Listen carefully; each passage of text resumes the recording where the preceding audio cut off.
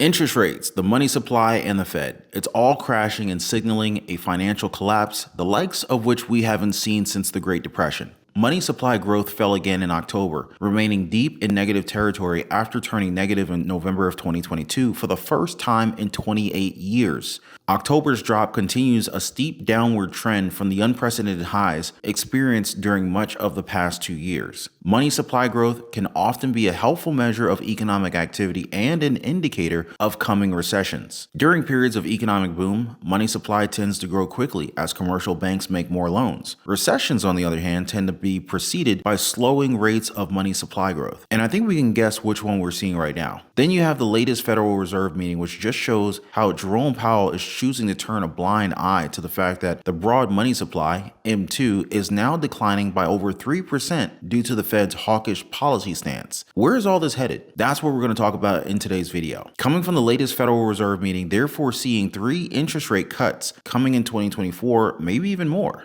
There are 5 Fed officials who are below that 4.6 number who see a full 100 basis points of rate cuts next year, and they're even more dovish into 2025. If you remember, the September forecast, there had been at least one Fed official who was above 6%.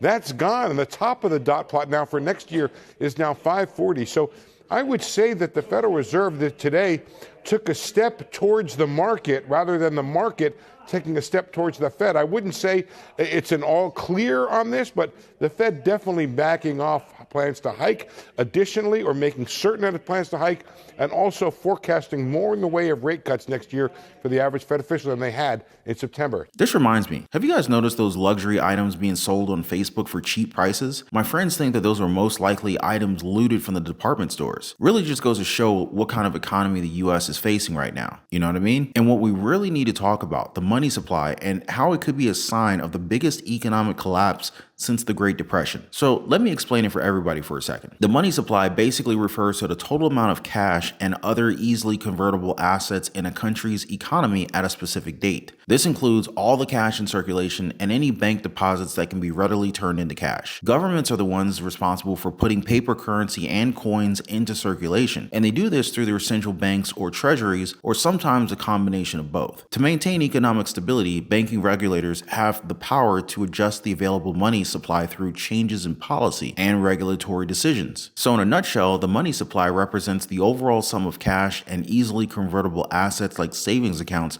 that are actively moving through an economy at any given moment. In the US, we've got the Federal Reserve, or the Fed, calling the shots when it comes to managing the money supply. Their economists keep a close eye on the money supply trends to figure out if there's either too much money flowing, which can spark inflation, or too little, which could trigger deflation. The Fed's got a couple of tricks up its sleeve in order to keep the economic engine humming along nicely. First off, they play with the interest rates, setting key interest rates that banks pay for these overnight loans of government money.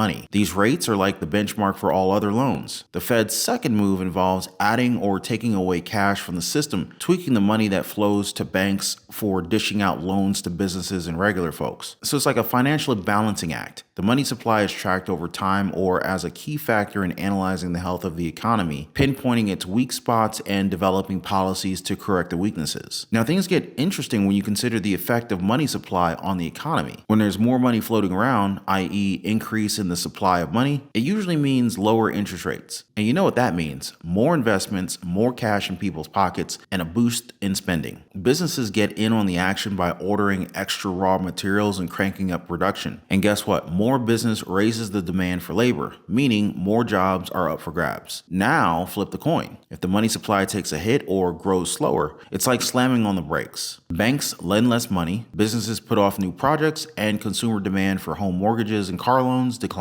People have been saying for ages that how much money is sloshing around is a big deal for the economy. Change in the money supply has long been considered to be a key factor in driving economic performance and business cycles. I think you kind of get the picture of what I'm saying about the money supply and where we are now in our economy. Money supply growth has been negative for 12 months in a row now. During October 2023, the downturn continued as year-on-year growth in the money supply was at 9.33%. That's up slightly from September's rate decline, which which was of 10.49% and was far below October 2022's rate of 2.14%. With negative growth now falling near or below 10% for the 8th month in a row, money supply contraction is the largest we've seen since the Great Depression. Prior to this year, at no other point for at least 60 years has the money supply fallen by more than 6% year over year in any month. It's a good thing you guys are watching this. Not enough media outlets are picking this up. I'm not really sure why or what the agenda is behind that decision to not cover this topic. But well, here I am, guys, giving you guys the truth and sounding the alarm for something big, perhaps an unprecedented collapse, the likes of which we haven't seen in the country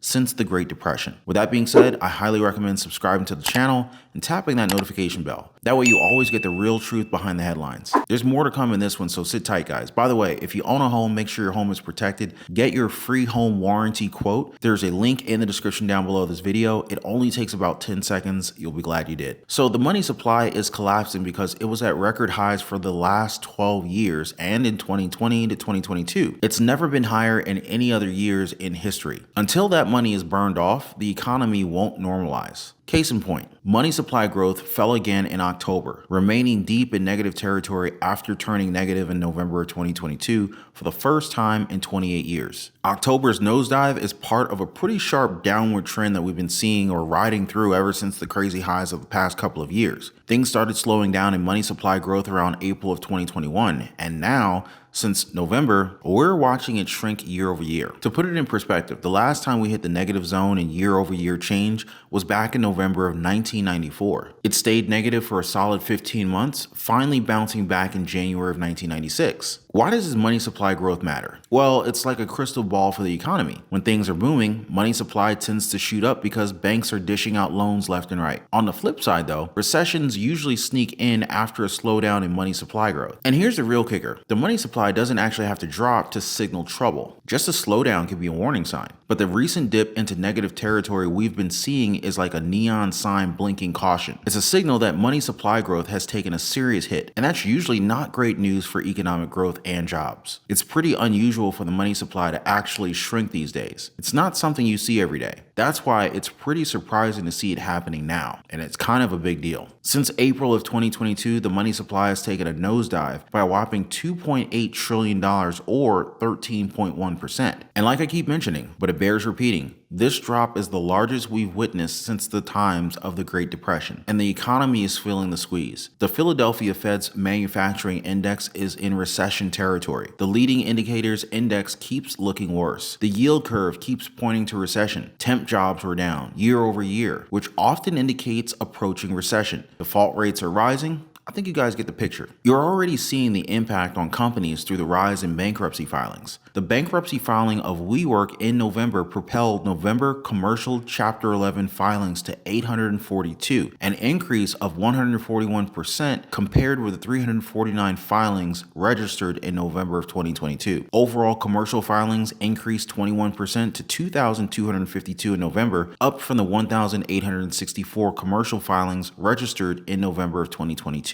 Small business filings increased 79% to 181 in November, up from 101 in November of 2022. Overall, there are 37,860 total bankruptcy filings in November, a 21% increase from November of 2022, which had a total of 31,187. Lending for private consumption is getting even more expensive too. In October, the average 30-year mortgage rate rose to 7.62%, the highest point reached since November of 2000. All signs are pointing to a bubble that's on the verge of bursting. The whole situation's like walking on a tightrope. It can't last. But the Fed's stuck because changing direction could set up a whole new wave of rising prices. Some experts claim inflation is practically non-existent, but if you ask regular folks, they'll tell you that their paychecks aren't keeping pace with the cost of living. And housing, it's getting tougher for the average American, with the Housing Affordability Index hitting its lowest since 2006, back in the housing bubble days. Now, if the Fed suddenly flips the script and floods the market with more money, prices are going to shoot through the roof. It didn't have to be this way, but everyday folks are paying the price for a decade of easy money celebrated by Wall Street and Washington big spenders. The key to getting the economy on a solid long-term track? The Fed needs to stop pumping in new money. Yeah, it might mean a drop in money supply and some economic bubbles bursting, but it's also the first step toward a real economy, one built on savings and investing, not just spending fueled by artificially low interest rates and easy money. If history repeats itself and this downturn mirrors the Great Depression, having physical cash stashed away in your safe might be a smart move. When things get rough, the dollars sitting snug in bank accounts could vanish into thin air. Debt defaults could become the norm, both from foreign and domestic sources. In the midst of a crash like the Great Depression, going debt-free and having tangible cash on hand becomes a hard strategy to argue against. Think of it as your financial survival kit, or just that much appreciated extra layer of security that could prove invaluable in uncertain times. Now, this one's just the explainer of the financial situation that we're all facing. If you want more tips and strategies to stave off a great recession-like situation, drop your questions and your requests in the comments. We can definitely pick this up again in a future video. In fact, I'm already working hard on the next one, and I'm excited to share more insights and analysis with you guys, so I'll see you there.